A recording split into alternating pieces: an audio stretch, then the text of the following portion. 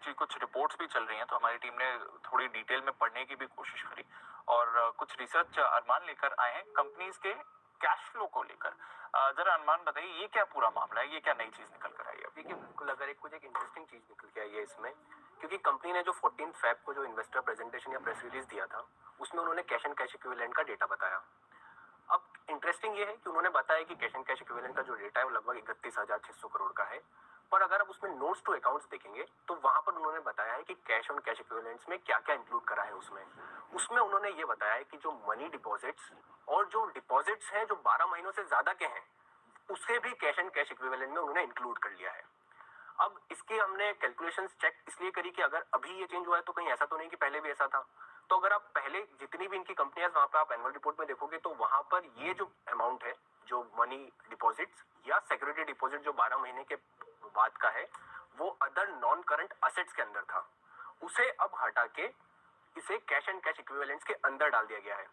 इसका रेलेवेंस इस बात से है कि अगर मेरे को अभी का 31 दिसंबर को तो बैलेंस शीट में नोट्स टू अकाउंट्स नहीं आते हैं, तो उसका क्लैरिफिकेशन तो नहीं है कि कितना इसमें है। पर अगर आप 31 मार्च की बात करें, जो पिछले साल 31 मार्च 2022 में था, वहां पे अडानी पोर्ट में ये सिर्फ मार्जिन मनी और डिपॉजिट जो 12 महीने के बाद के हैं वो लगभग 2000 करोड़ के थे। अडानी ट्रांसमिशन में 1000 करोड़ के थे।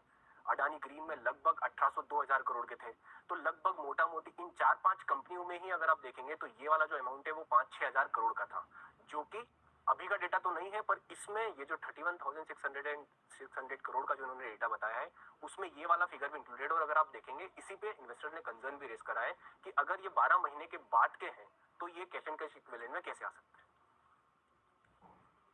डेफिनेशन चेंज कर दी। एग्जैक्टली नोट्स टू अकाउंट्स में तो यही आ रहा है कि वो जो डिपॉजिट जो 12 महीने के बाद के हैं उसको भी उन्होंने कैश एंड कैश इक्विवेलेंट्स में ले रखा है। ये स्टैंडर्ड प्रैक्टिस नहीं है? नहीं, स्टैंडर्ड प्रैक्टिस तो आप करंट असेट्स के हिसाब से अगर आप लेंगे तो वो 90 डेज के लिए आ जाता है। अब 90 डेज से ज्यादा वो क्यों कैश एंड कैश इक्विवेलेंट्स में है, वही क्लैरिफिकेशन इन्वेस्टर्स भी मांग रहे हैं। ऐसा क्यों है? ये अकाउंटिंग पॉलिसीज में ये बड़ा चेंज हुआ है। लेट्स सी क्या कुछ आता है इसके ऊपर क्लैरिफिकेशन, लेकिन ये डेटा है जो आपके सामने इस वक्त आपको नजर आएंगे। ओके, तो अदानी ग्रुप के शेयरों में गिरावट रुकती हुई नजर नहीं आ रही, अब भी दबाव बरकरार है। ऐसा लग रहा है बैंकिंग शेयरों में गिरावट की वजह से भी वो सेंटिमेंटल इफेक्ट है। आप देखिए, बैंकिंग शेयर और अदानी ग्रुप के शेयर साथ साथ ऐसा दिखाते हैं, बढ़ने में भले बढ़े ना बढ़े, घटने में साथ जरूर दे।